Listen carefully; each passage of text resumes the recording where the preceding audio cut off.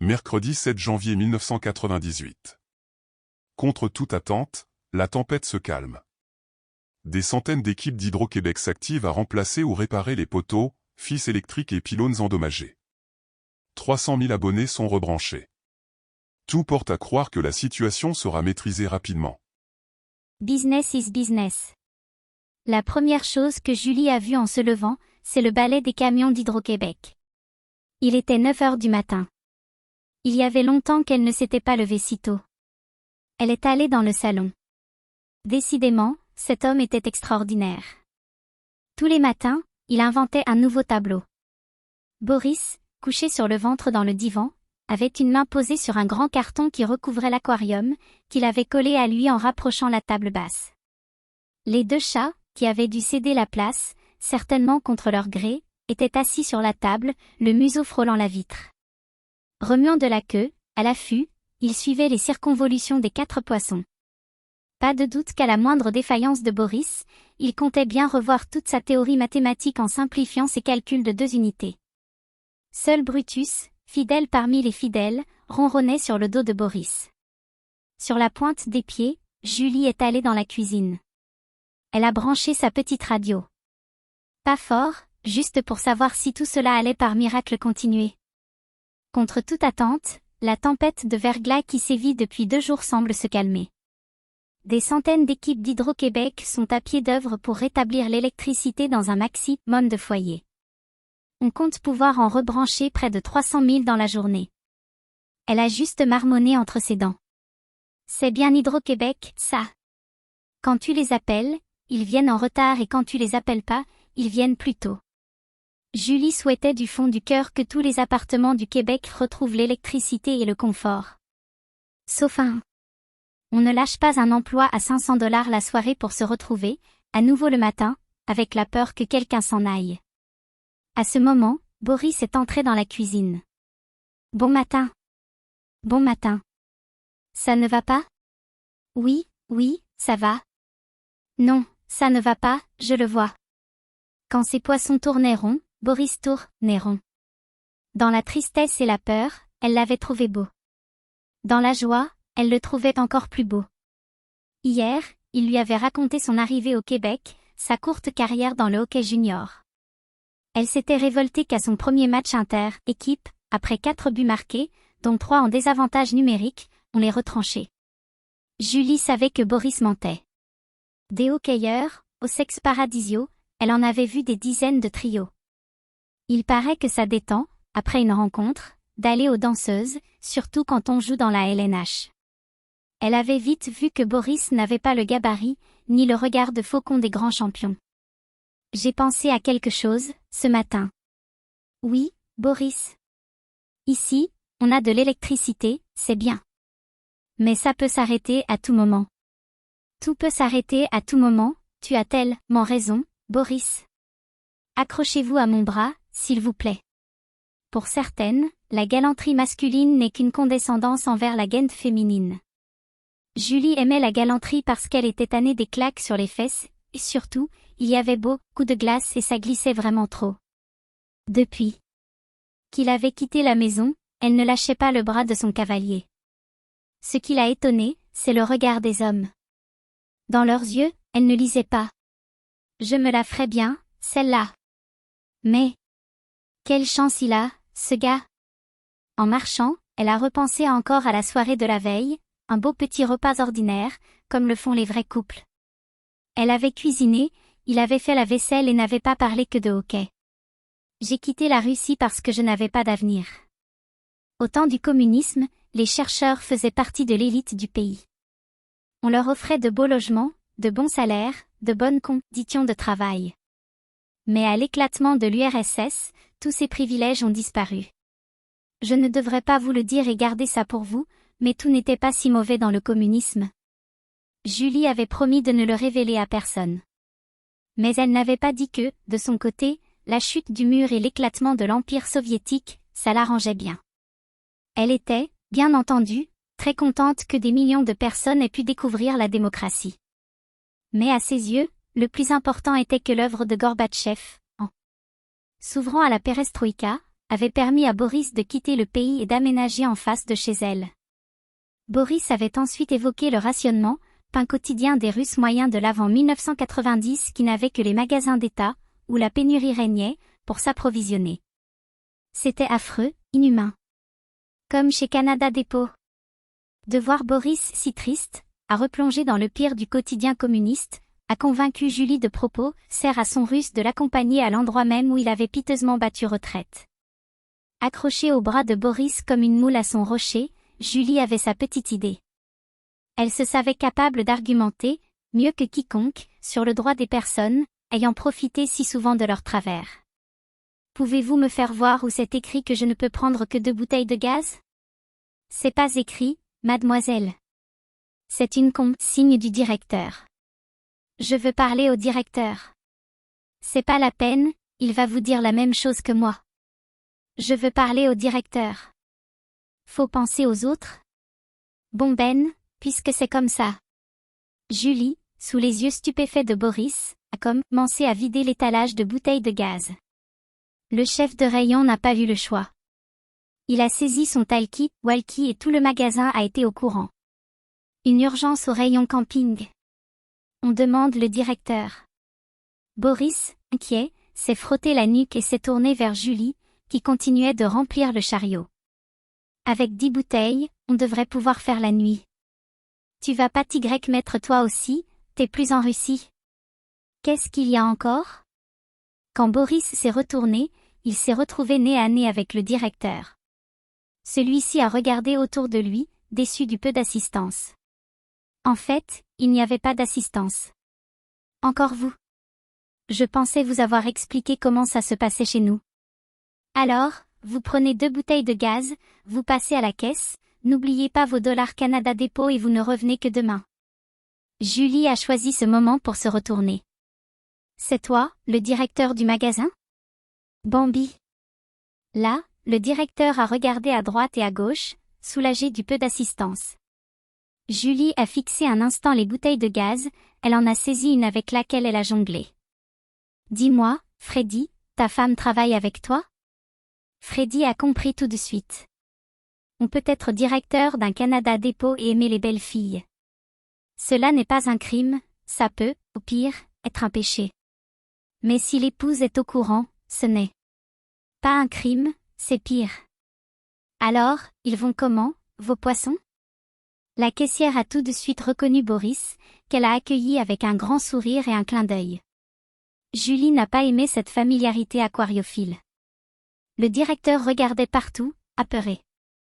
Craignait-il que sa femme arrive ou qu'un client remarque cette vente massive qui contredisait son grand discours sur la solidarité québécoise?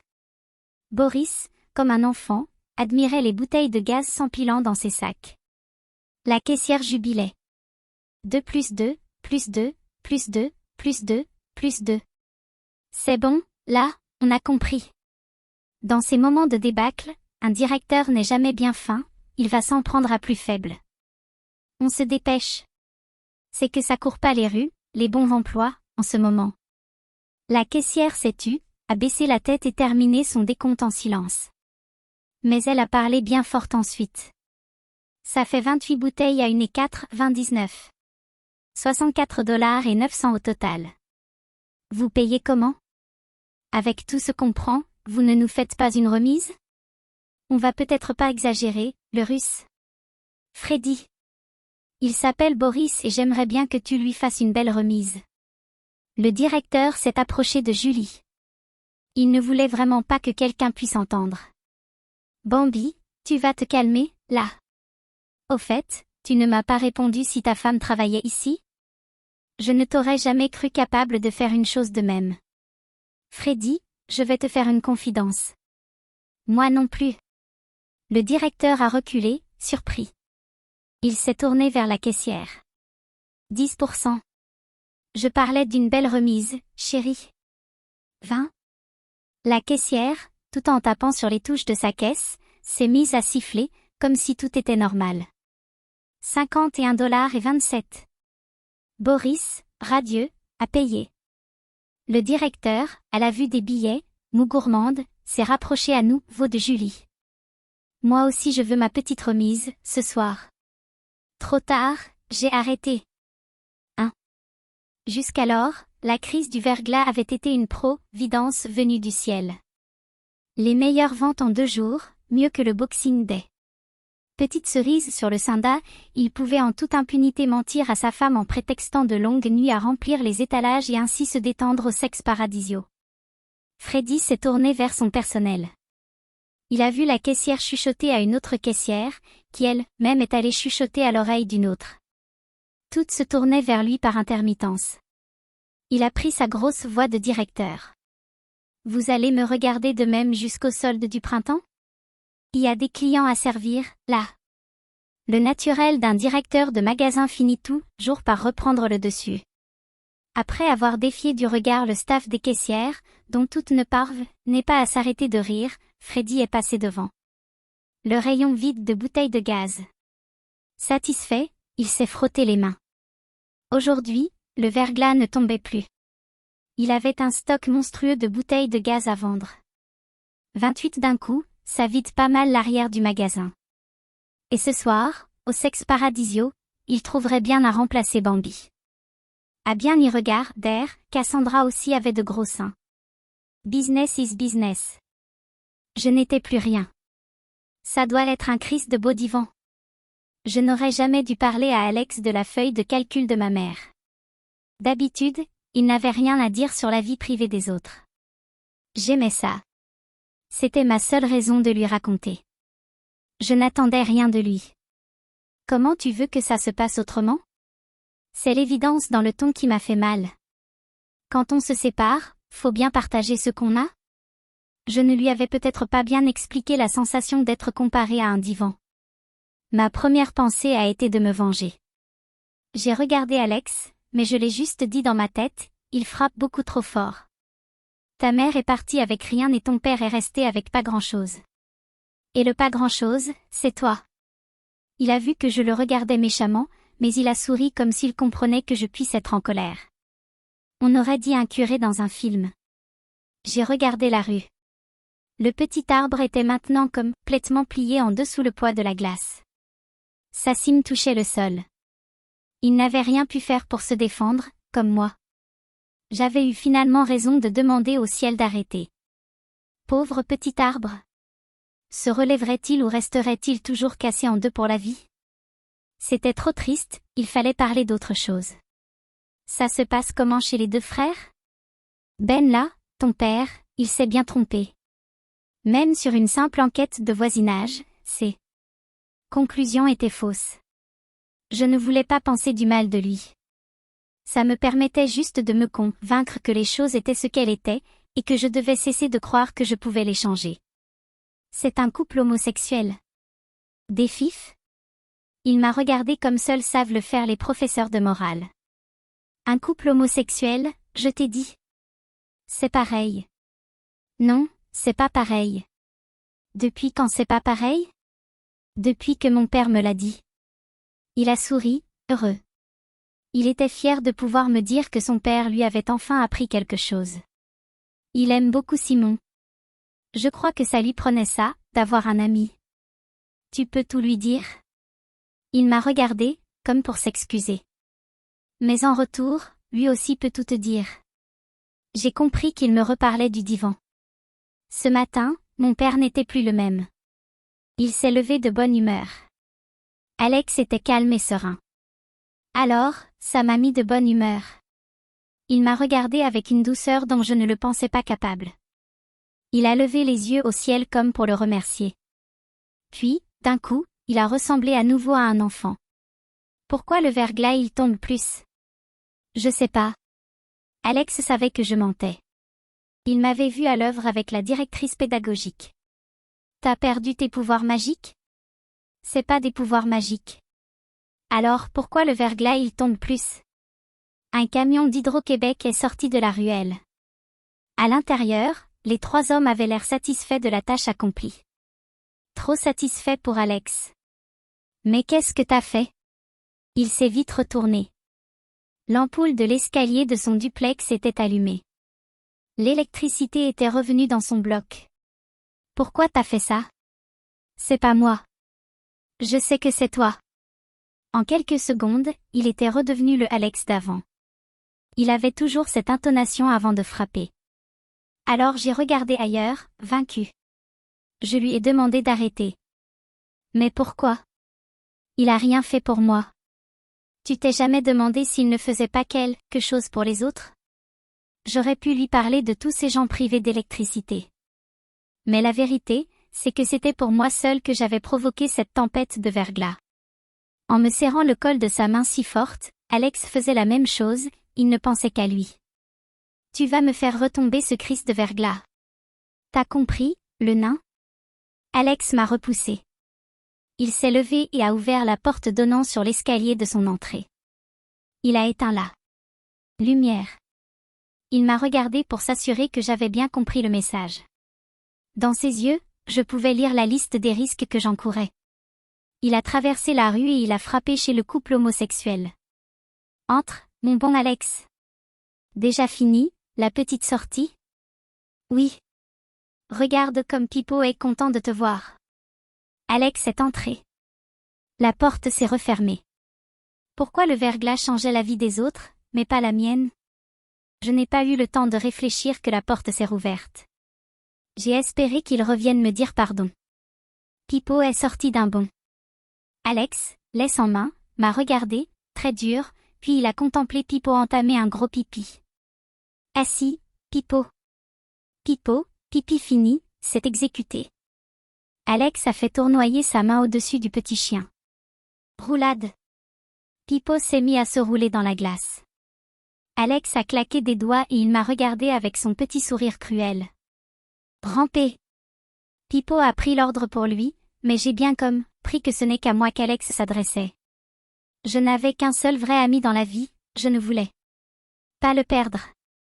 J'ai fixé Alex et puis j'ai levé les yeux au ciel. Je l'ai regardé longtemps. J'ai crié pour qu'il entende bien. Abracadabra. Le ciel vaincra. Ça m'est venu comme ça. Je ne voulais pas qu'Alex pense que je ne faisais pas les choses correctement.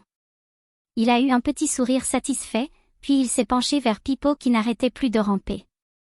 Bon chien, bon chien. J'ai regardé Alex, j'attendais ma récompense.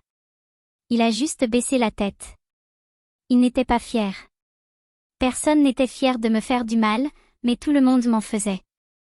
Je me foutais de ce que le ciel allait faire maintenant. Il n'avait jamais rien fait pour moi. Au contraire, il m'avait détruit. Je valais à peine plus cher que le divan et mon seul ami me traitait comme un chien. Je n'étais plus rien. Personne ne comprend tout. Après avoir dévalisé Canada dépôt de ses bouteilles de gaz, Boris avait absolument tenu à inviter Julie à dîner dans un petit restaurant russe pour la remercier de son aide si précieuse. Je ne sais pas ce que vous lui avez dit, au directeur, mais vous savez parler aux hommes. Pas à tous, Boris. Comme seul Montréal sait l'offrir, cet îlot était un petit morceau de vraie Russie à des milliers de kilomètres de la Volga. Ici, et seulement pour les Russes, on pouvait boire de la vodka comme là-bas. La cuisine était comme là-bas.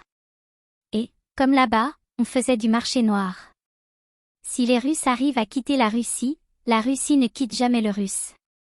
C'était plus fort qu'eux, n'importe quel bien acheté au marché noir était meilleur que celui que l'on trouvait dans un magasin d'État. Pas question pour les émigrants russes d'aller chez Canada. Dépôt, une sorte d'éthique en forme d'hommage au pays d'origine. Dans ce petit bar, on trouvait des bougies, des piles, des génératrices, mais pas de bouteilles de gaz. Si Boris l'avait su, il aurait invité Julie à la belle province. En connaisseur, Igor, le patron, a regardé entrer le couple, les bras chargés de sacs en plastique pleins de bouteilles de gaz.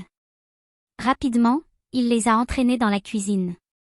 Au fourneau, blonde canarie, racine de cheveux noirs corbeau, la cuisinière a juste levé la tête et s'est remise à couper en tranches une belle carpe avec son gros couteau. Julie a humé les oignons au paprika qui rugissaient dans une énorme marmite. Que préparez-vous de bon? Carpe panée oignon. J'aime pas trop les oignons, y a quoi d'autre? Carpe panée oignon.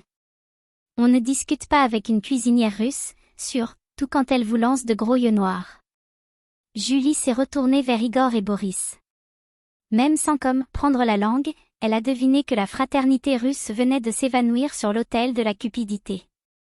Au geste et au ton, Julie a tout compris.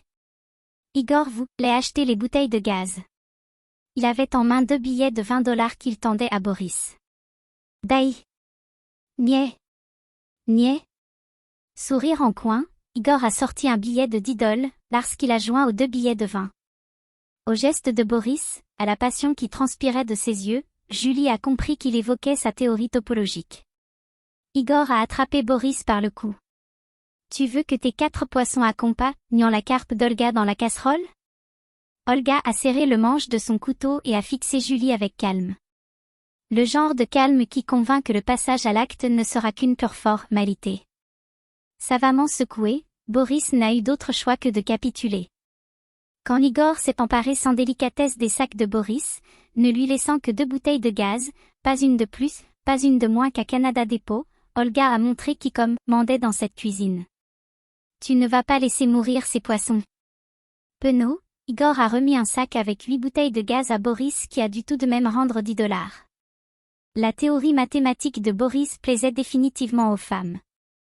Olga a sorti 2 assiettes qu'elle a copieusement garnies. Assis à une table tranquille, un peu à l'écart, Boris et Julie ont dégusté la carpe d'Olga, offerte par la maison. Puis par cette cuisinière venue du froid, les oignons ne goûtaient pas si fort que le redoutait Julie.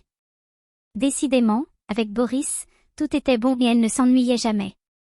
Entre 2 arêtes, elle s'est lancée. Tu as une fiancée? Pas à ma connaissance. Elle aurait voulu hurler. Ouvre les yeux, Boris, tu la connais, elle est en face de toi. Mais avec de la carpe plein la bouche, c'est une entreprise périlleuse. De plus, elle n'avait pas envie de le crier en sentant l'oignon. Alors elle a savouré en prenant son temps. L'amour, c'est comme un taxi, s'il ne s'arrête pas et qu'on lui court après, c'est qu'il est déjà pris. Pour l'attraper, il faut simplement savoir l'attendre au bon endroit. L'électricité est revenue chez toi. J'ai dû laisser la lumière allumée quand ça a coupé. Boris a regardé sa fenêtre éclairée. Il a pincé ses lèvres et s'est retourné vers Julie. Je ne vais pas vous déranger plus longtemps. Tu ne me dérangeais pas. Je sais. Boris Bogdanov n'était pas un macho, il n'était qu'un homme pragmatique. Elle l'avait compris, la réponse ne l'a donc pas surprise. Quand on veut aimer, il faut savoir, mais pour savoir, il faut demander. C'est pourquoi Julie a lancé la rapide au cœur de cet homme logique, qui semblait de marbre. Mon appartement est relié au bâtiment pour personnes âgées, mais pas le tien. L'électricité est revenue chez toi, mais rien ne dit qu'elle ne va pas être coupée encore. Peut-être qu'on pourrait attendre, docteur, un peu avant de rapatrier tes poissons? Boris n'a pas tout compris. L'équation contenait encore trop d'inconnus. Julie n'a eu pour ultime stratégie que de tenter la courbe vers l'intérieur. La chance, disons la probabilité que ça coupe chez toi est bien plus grande que chez moi. Boris s'est tout de suite frotté le front puis marché en rond. Il a fait de tête des calculs compliqués, en marmonnant quotient et racine carrée en russe. Puis, soudain, ce fut le silence, enfin pas longtemps. Da. Puis je pourrais toujours demander à Michel, mon voisin, il travaille à Météo Canada. Vous avez quelque chose à boire qui réchauffe? J'ai tout ce qu'il faut pour te réchauffer. Celle-là, Boris Bogdanov ne l'a pas comprise. Davaï. Personne ne comprend tout.